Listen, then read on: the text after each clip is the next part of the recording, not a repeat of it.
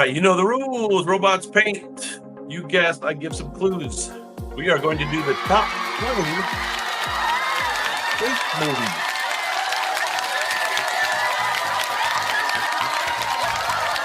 One more time. This is the top 20 space movies in history. Now, these first few are going to be kind of tough because it's a little more obscure, right? 20 space movies. Okay, here we go. Presented in a found footage documentary style. I don't think I seen this. This sounds cool. Or maybe I did see it. Follows a mission to one of Jupiter's icy moons. Oh, I have seen this. I like it. I remember it now. Highlights scientific realism and deep space isolation. Presented in a found footage documentary style. That's a key clue.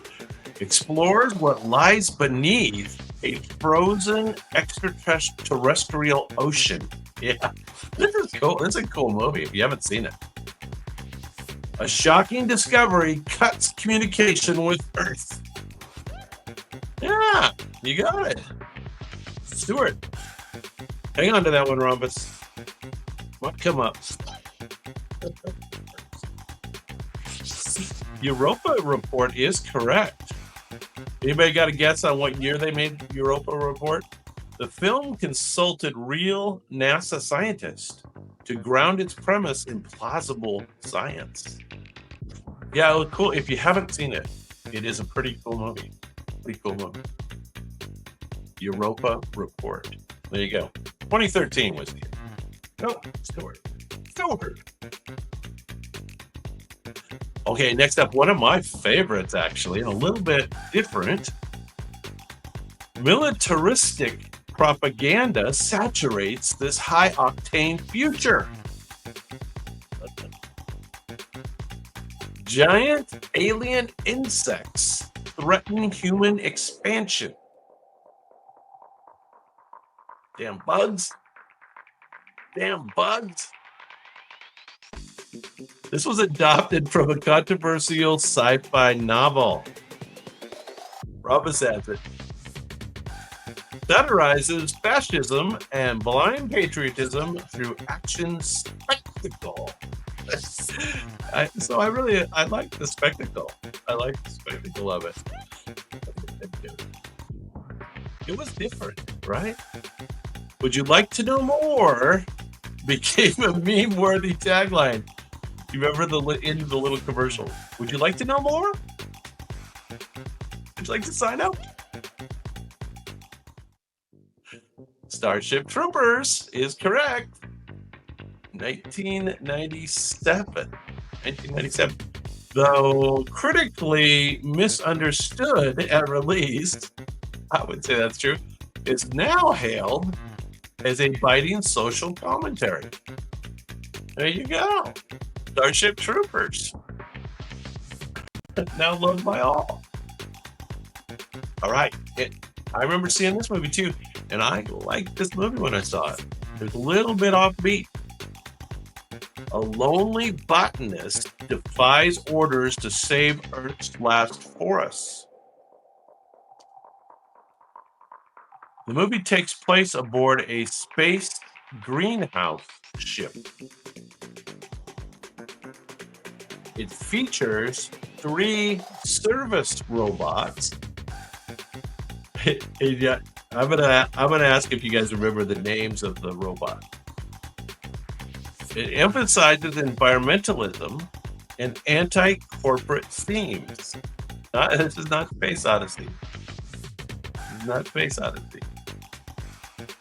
A tender, melancholic look at ecological loss in space.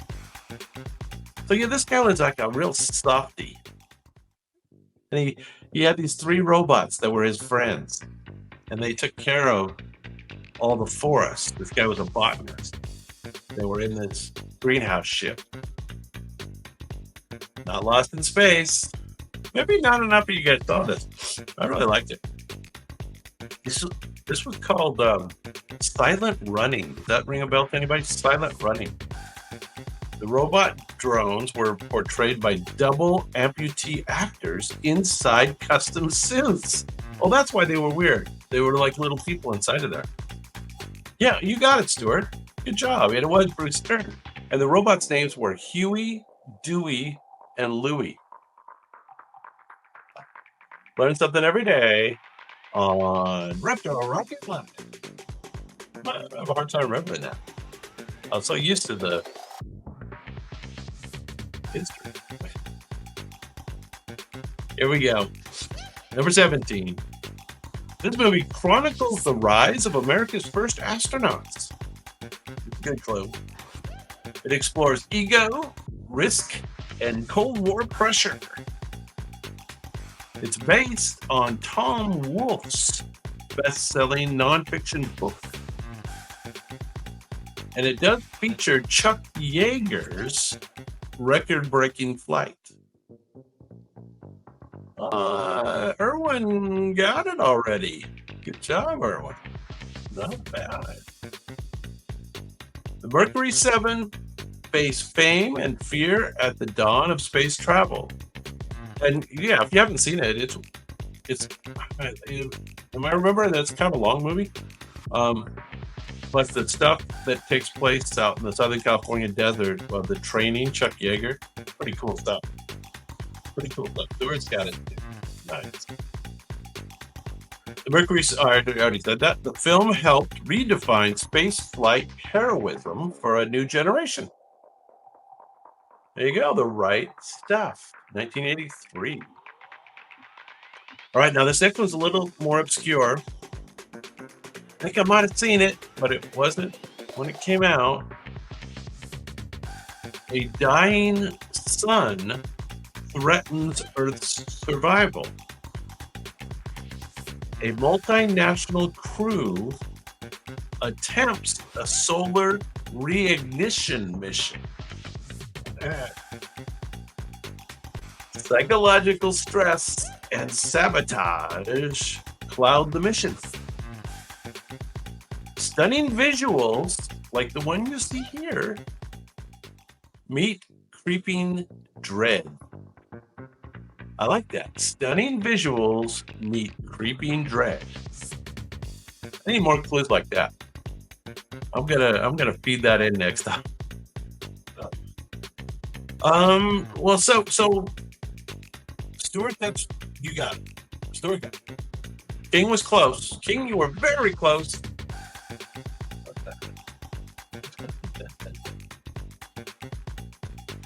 But Stuart got it. It is called Sunshine. Sunshine. 2007, actually. The sun becomes both savior and monster. Physicist Brian Cox served as a consultant, ensuring the science was speculative but not silly. We don't want silly science.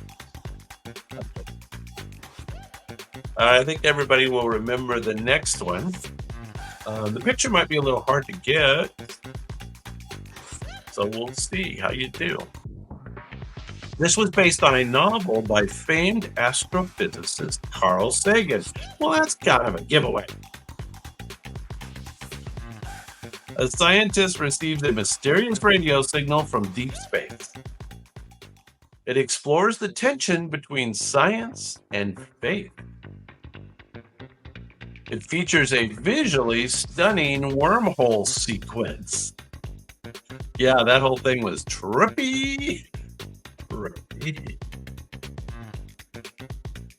No, it's not Ad Astra. Not Ad Astra. The picture's throwing you a little bit, I think. Carl Sagan, radio signal from deep space. Jodie Foster plays a passionate SETI researcher seeking the truth. Stewardess.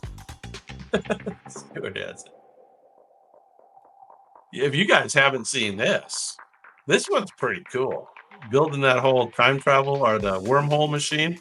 Oh my gosh, that was really cool.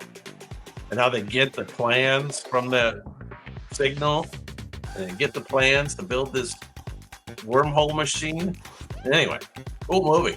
Real footage of President Clinton was used in the film, causing brief legal controversy. There you go. All right. Number 14. You're going to have to wait for this picture to complete. A true story of survival against impossible odds.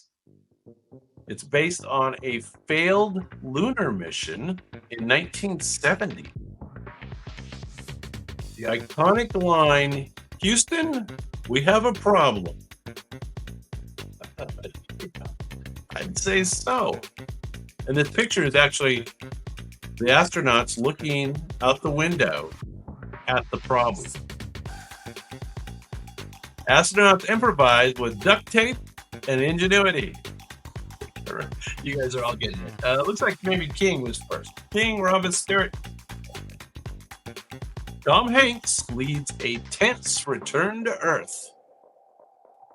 Now, I don't know if you guys remember the real story, but yeah, that was something else, huh? Something else. 1970. I was probably playing basketball at high school or something, but get you. NASA allowed the filmmakers to shoot zero gravity scenes aboard a parabolic aircraft, creating stunning realism. There you go. Apollo 13. And then the picture is the astronauts looking out the frozen window. I don't know if you can see that. Anyway, okay. Number 13. So I thought this movie was kind of cool. It's like got some really cool spaceship stuff, graphics, and then some weirdness to it too. A rescue mission boards a missing ship with a dark secret. Reality bends and nightmares manifest in deep space. It combines sci-fi and gothic horror in terrifying fashion. It was scary. The ship may have traveled through hell itself. Very good. Roberts, you had it. You had it way back. Very good. Standing's in the house. Good to see you, man. Stuart, Erwin, everybody's got it. Known for its disturbing visuals and a cult following. I guess I'm part of the cult. Event Horizon is correct. The original cut was so graphic that much of it was cut out and subsequently lost, fueling fan myths. So we never got to see the director's cut. That sounds sketchy. That sounds like something AI can maybe help us with. Fill in the blanks. Yeah, cool movie. Cool movie for sure. Yeah, in 1997, Alex, you're correct. All right. Number 12. Making a second appearance, a brilliant villain returns seeking revenge. Starship battles blend tactics with emotional weight. Themes of aging, sacrifice, and legacy shine through. The needs of the many outweigh the needs of a few. One of the most beloved entries in the Star Trek saga. Correct. Thomas, you have the very complete answer, so I guess we'll give that to you. Erwin does have the titling all capitals, so that's good. You guess it as well. Who knows the year? Anybody know the year? Star Trek II, The Wrath of Khan.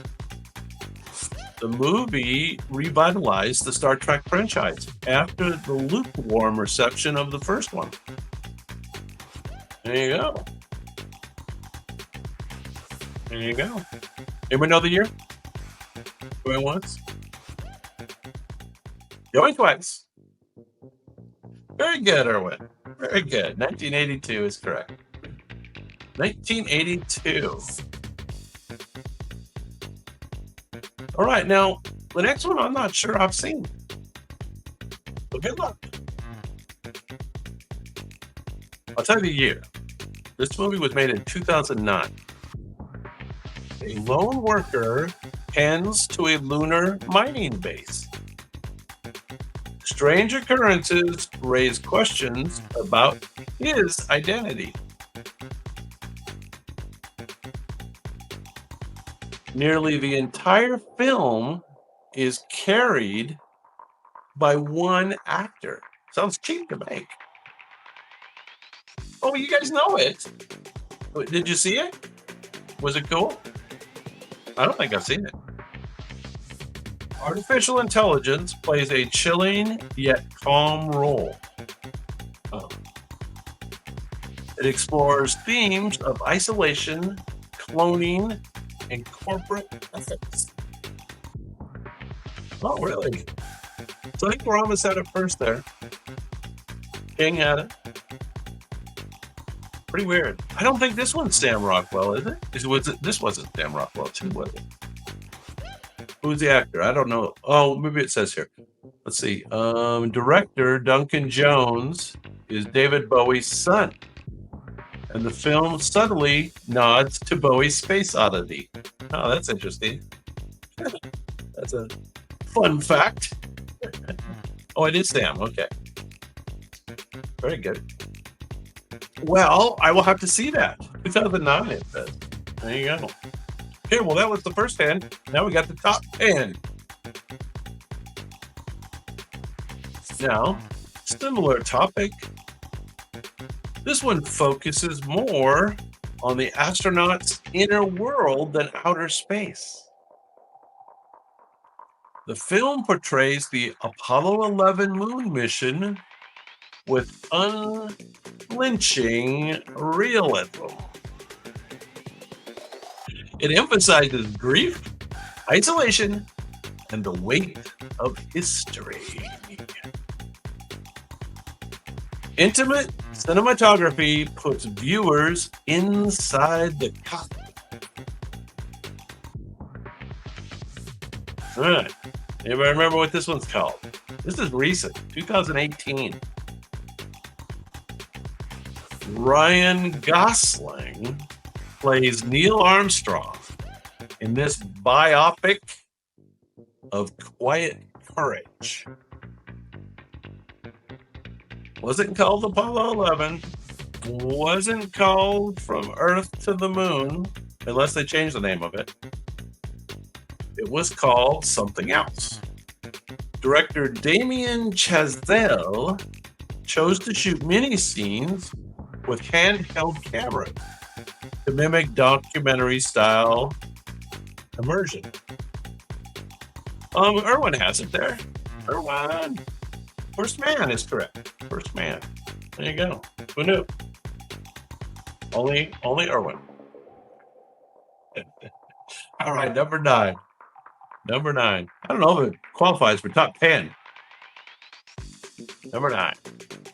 A stranded astronaut survives using science and wit, making their second appearance on the show. I'm going to science the shit out of this. Botanist, engineer, and duct tape become heroes. There's duct tape coming in again. Very good.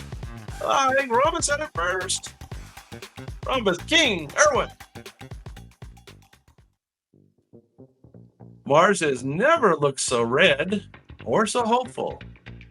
A feel-good space survival story starring Matt Damon. Well, I don't think, if you were really the guy, you would have been feeling that good about it. I got left on Mars by the other astronauts.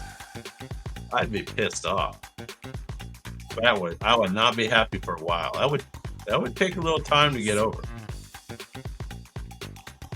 The Martian is, of course, correct. NASA praised the film for its realistic portrayal of space problem solving and even used it as educational outreach. There you go. Number 8.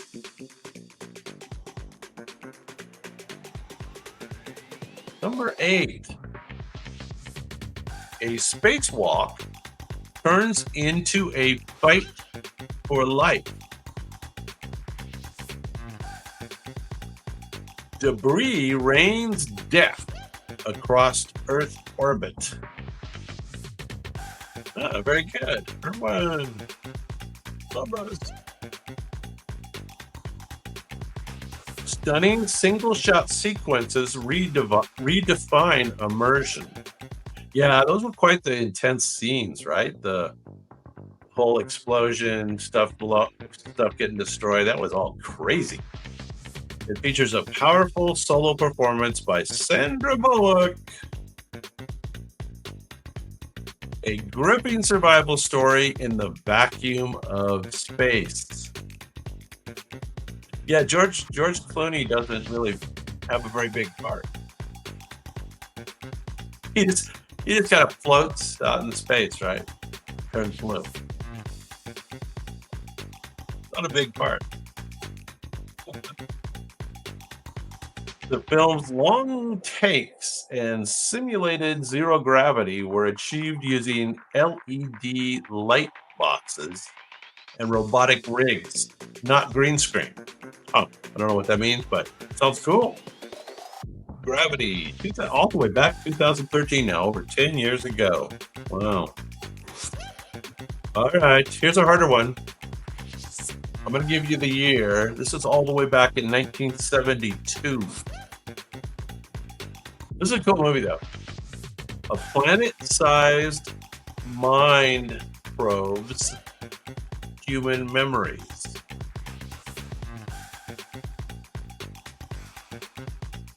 A planet-sized mind probes human memories. A psychologist investigates strange occurrences aboard a space station. Lost loved ones appear real, but not real. It explores consciousness, guilt, and grief.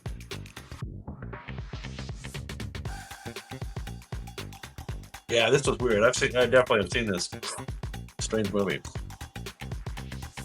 A deeply philosophical answer to 2001: A Space Odyssey.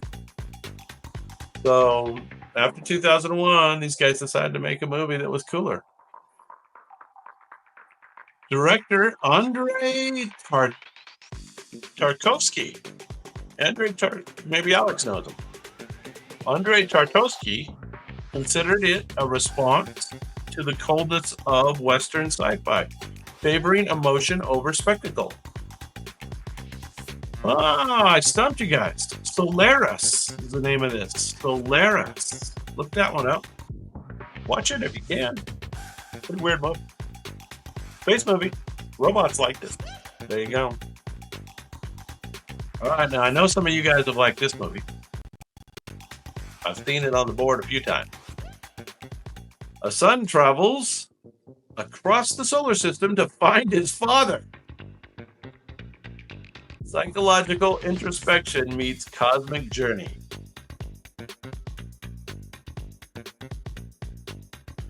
Features anti-gravity gunfights on the moon. Anti-gravity gunfights on the moon. Wow. Contemplates loneliness, ambition, and legacy. Correct. Looks like Erwin got it first. Everybody close behind. And this is not Kung Fu Panda. What's going on, Neo? Good to see you, man. That is in one of our other shows, though.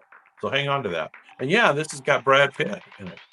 Brad Pitt stars in a cerebral Space Odyssey. Ad Astra is correct. 2019. The film's visual tone drew inspiration from both 2001 and Apocalypse Now. Sounds like something I'd love. I don't know that I've seen it. Blending the space with surreal. Maybe I have. I didn't pay attention or something. Like doing something else. All right, here we go. I was making YouTube movie. while I was watching. All right, number 5, one of everybody's favorites. It begins with Prehistoric Man and ends beyond the stop. Known for long, dialogue-free sequences and hypnotic visuals. A mysterious black monolith connects human evolution. There we go. It's finally time. Rhombus has it. It's finally time for HAL 9000. HAL 9000 may be the most chilling AI ever depicted. I'm sorry, Dave. Stanley Kubrick's masterpiece of cosmic scale and ambiguity. There you go. Well, it's a little bit ambiguous. 2001: A Space Odyssey is correct. Who knows the year? Anybody got the year? 2001: A Space Odyssey. The film's realistic depiction of space travel influenced generations of scientists, engineers, and filmmakers. There he is. He's inside the computer, isn't he? I can't remember. That's cute. They had some cool space suits. Yeah. 68. 68. Almost. Yeah. Very close. Yeah. There you go. All right. All right. We're into the big league now. Number 4. This is kind of an interesting picture. It's a movie poster of it. A farm boy becomes the galaxy's unlikely hero. Introduced a space opera universe full of strange species. Lightsabers, droids, and the Force entered pop culture forever. They're with us forever? Darth Vader became an instant cinematic icon. And yes, thank you, King, for the full answer. Appreciate that. Oh, wait. Rhombus has an even more full answer. The only thing that would make your answer better, Rhombus, would be if you used the Roman numeral 4. Then it would be absolutely perfect. Star Wars Episode 4, A New Hope. 1977. George Lucas was so unsure of the film's success, he went on vacation during its release, only to return to a phenomenon. So he put it in the can and said, I don't know about this piece of shit. And came back from vacation and had a hit on his hand. All right, number 3. Number 3. A dying Earth leads to a desperate mission through a wormhole. Time dilation plays a heartbreaking role. The Fifth Dimension, isn't that a band? Fifth Dimension. Fifth Dimension redefines perception and love. Powered by real physics and emotional resonance. Correct. I think Rhombus had it first. There you go. Erwin, King, everybody's in there. Christopher Nolan's epic blends theory with awe.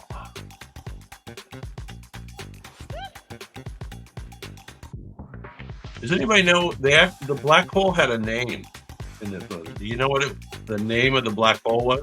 All right. It's correct. The black hole had a name, and it was modeled with help from physicist Kip Thorne, who later published scientific papers based on the rendering. So the black hole had a name.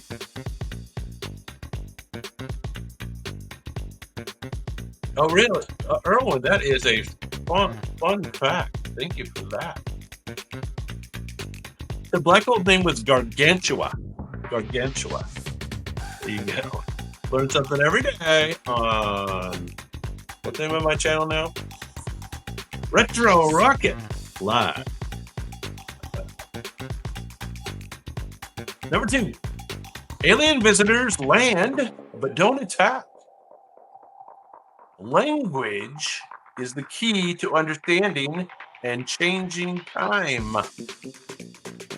A linguist unravels meaning and memory.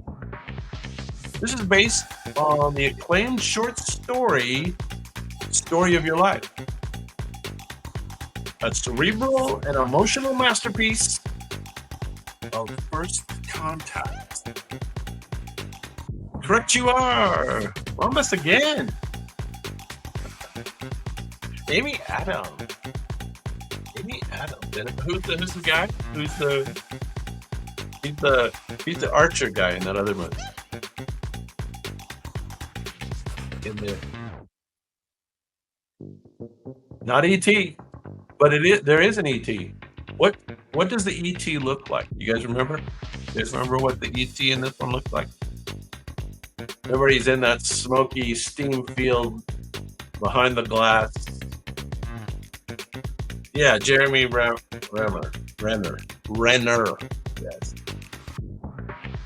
It's like an octopus, isn't he? Kind of like an octopus. A floating octopus. All right, number 1. You can imagine. Who knows it already? But haven't we talked about? Like a squid, kind of. Yeah. A commercial spaceship answers a distress call. A parasitic life form terrorizes the crew. Claustrophobia and horror unfold in deep space. That's correct. Number 1 with a bullet. I think King might have had it first, although the spelling was poor. Very poor spelling, but we'll allow it. Ripley becomes a sci-fi icon of resilience. This redefined both horror and sci-fi genres in one film. Ridley Scott. Yes, indeed. This is the Alien. Can you believe it was all way back in 1979? 1979. This is the only movie on the list that appears twice. Oh, well, it doesn't.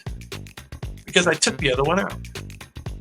Prometheus would have been a good one, though, right? Oh, Stargate would have been a good one. Fifth Element. Yeah, Fifth Element was a possibility for sure. I think so. I think that would have been a good one. You might be able to do space movies.